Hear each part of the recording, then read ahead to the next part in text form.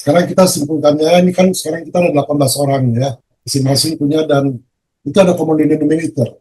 Nah, sekarang dari sini kita sepakati dulu ya. Jadi sekarang cara membelahnya ya. Pertama, urutan pertamanya membelahnya ini buatan manusia atau alami. Sepakat dulu. Dominan alami. Kita Alami. ada common denominator. Yang pertama kita lihat ini alami atau ini buatan manusia. Itu dulu. Kalau grupnya Hashim apa? Alami, Prof. Alami ya. Wirya, manusia atau alami? Alami. Daniel? Dominannya alami. Nah, jadi itu ya. Kadang-kadang, jadi cari common denominator-nya. Alami. Oke. Sekarang kalau itu alami, warnanya apa? Hijau. Natural hijau. Hijau-hijauan atau hijau kebiru-biruan, Bro? 50-50 antara hijau dan warna pohon, warna kayu. Saya hijau biru kemasan. 50-50, warna kayu dan warna daun, warna hijau. Oke. Alright.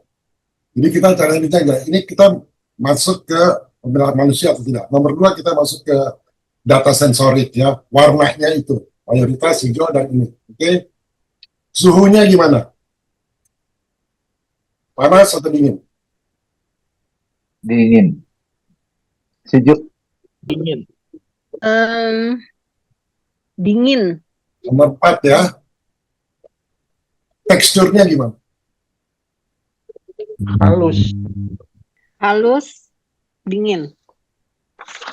Ya, itu tekstur. Kalau dingin itu suhu. Ya, Oh, panas. halus. Baunya gimana? Bau alami. Di tempat saya alami semua. Tempat-tempatnya alami. Bau. Bau hutan atau alami. Suara. Suaranya lebih banyak hening. Mayoritas hening, sepi. Sama, hening dan suara alami. Sama ya. Oke.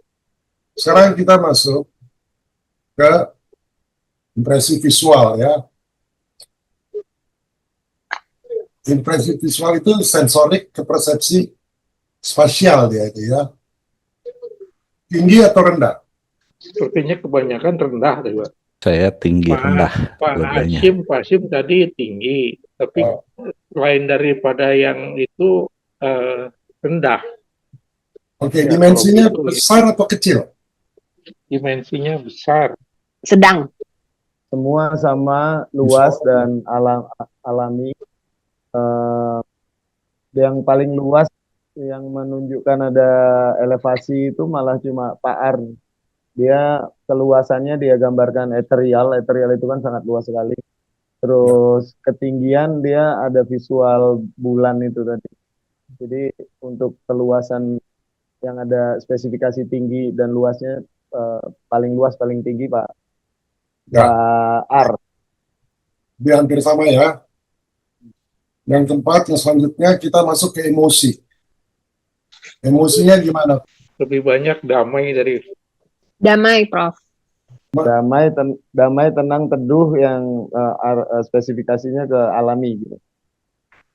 Oke, sekarang kita masuk ke simboliknya. Grupnya Pak Yusuf, seperti apa ini? seperti ruang terbuka, Prof. Seperti ruang terbuka. Oke, Wirya, seperti apa? Mayoritas sih terbuka ya, sawah, gunung, hutan. Semua ruang terbuka kecuali yang 3 ruang terbuka. Yang beda Firman dia ada gedung pabrik gitu. Itu kan dapat common denominator kita kan? Udah dapat kan? Apa tuh? Dia alami, warnanya hijau, lihatnya damai, dia hening, baunya alami. Apa itu? Hutan. Kalau saya daun. Saya buka ya, 744 ya.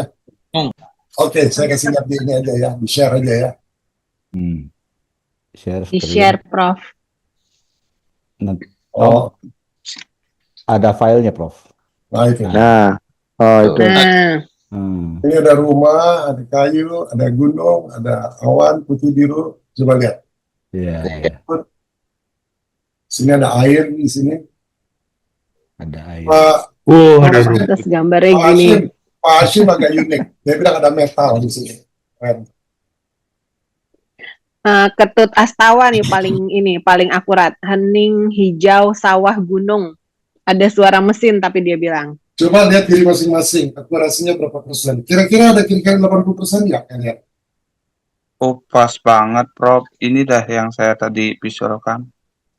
Ada gunung, sawah, dan traktor. Ki Jember ya? Ya, Kalau Yuk kalau kalau sakit-sakit ke sini Ki Jember. banget dah yang ini. Ya, ada rumput. Ada Oke ya, langit. Pak Yusuf ya. Saya Akurasinya lihat ini berapa persen, lihat elemen-elemen Bapak lagi. saya pakai tinggi rendah. Gunungnya tinggi, dataran rendah. 40% ya, Pak. 40%. Ini cara Ada. ngitung persentasenya gini Pak. Pertama, ini alami atau manusia. Itu kan ada 6 unsur Pak. Ya. Yang pertama itu, warna, tekstur. Nah, dari 6 itu berapa yang tepat? Nah, itu dicatat persentasenya. Ya, emosinya. Oh, emosinya saya kira 100% benar semua tuh. Jadi Hmm. as emotion Iya. hampir 100% saya kira. Iya, Prof. Warna green 100%. Hijau. Itu tadi spesifik tuh, Arda itu spesifik. Dia lihat yang di atas. Jadi dia melihat view-nya, dia lihat dari langit tuh dia lihat. Ya. Jadi remote viewing itu kerjasama. Kita nggak boleh egois. Kita lihat common denominator-nya and so on. Nah, dari situ, ini pembahasan pertama ya. Coba lihat unsurnya, hitung aja lagi. Dari warna, tekstur, suhu dingin atau panas. Itu berapa persen tuh akurasi? Saya hangat tadi. Hah? Dingin. Kalian hitung semua. Saya dingin. Alami atau Dingin. manusia? Apa? Alami atau buatan manusia? Oh. Kalau benar dikasih, kalau dia tulis alami berarti 100%. 100%. Kalau yang ini nanti rata-ratakan gitu. Tekstur misalnya. Bau. Pak ini Edi dia spesifik, dia lihat yang ini nih. Jadi kalau remote viewing, saya akan pasti include Pak Edi. Kenapa? Karena dia lihat detail. Ya, dia lihat rumah Pak Edi. Dia lihat rumah dan lihat di dalam rumahnya gimana, dia lihat detail. Jadi kita lihat strength. Dan Rumah sepi. dia lihat daun, berarti dia melihat dari daun dari dekat. Pak Hashim dia bisa melihat di dalam gunung ini banyak potensi mineral. Di sini ada air. Ini Gunung Sindoro nih. Ya. Di sini ada memang ada air, ada kolam. Oke. Ya, Ada saya tadi Sindoro belum? danau.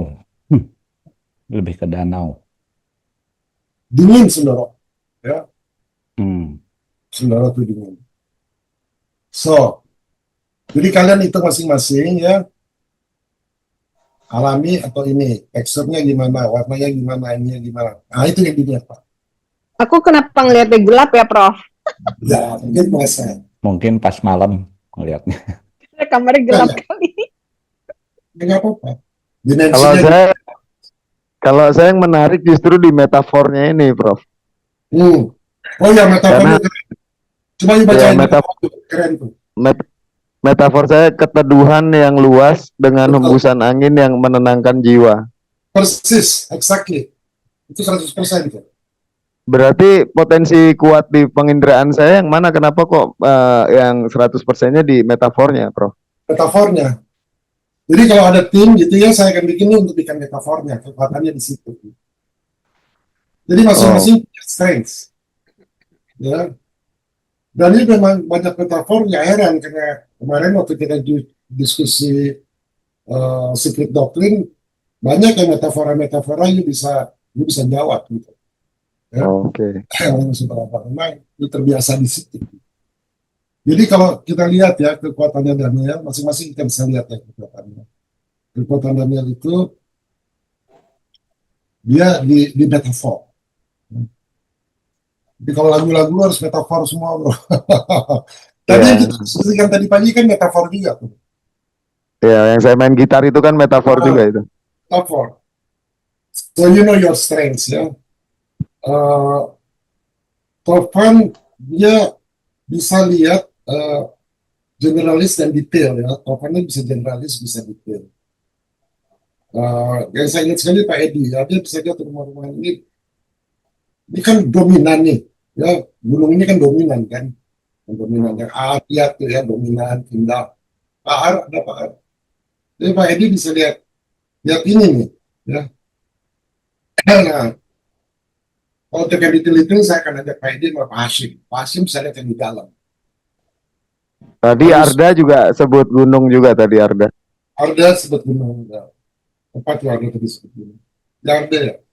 Jadi everybody punya strengths, jadi lihat nggak? Ini bukan sesuatu yang aneh. Ini exercise pertama kita loh.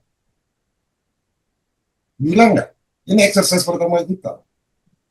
Kalau menurut saya ini rate of suksesnya 80%. Coba aja kalian itu masing-masing.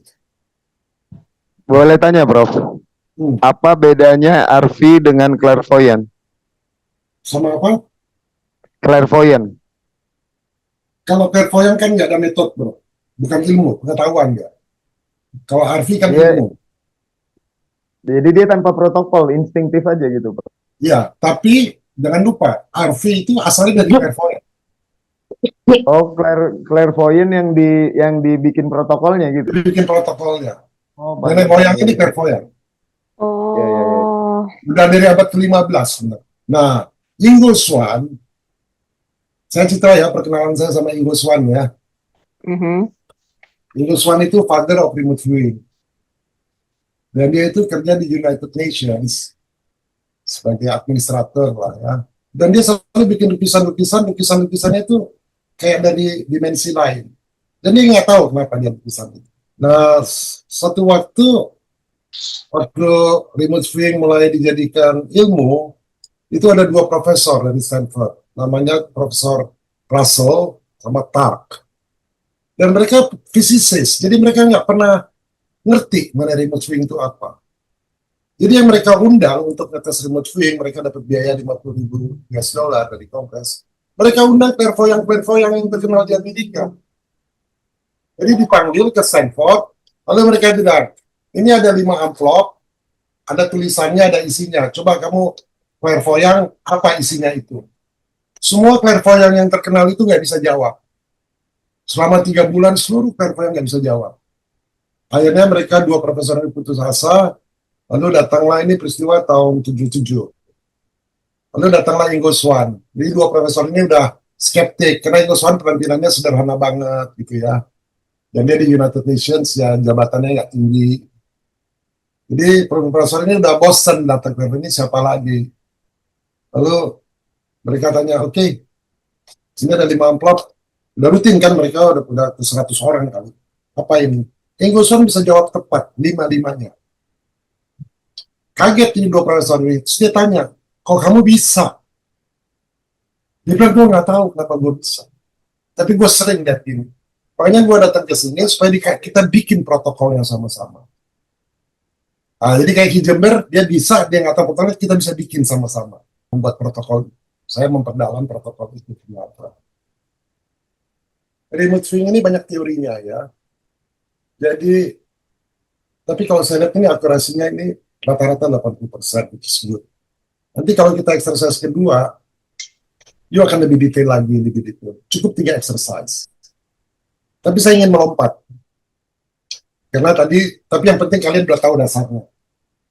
Nah, saya ingin melompat ke remote viewing, tapi masuknya ke jiwa, langsung ke intuisi, langsung ke visualisasi, langsung ke healing.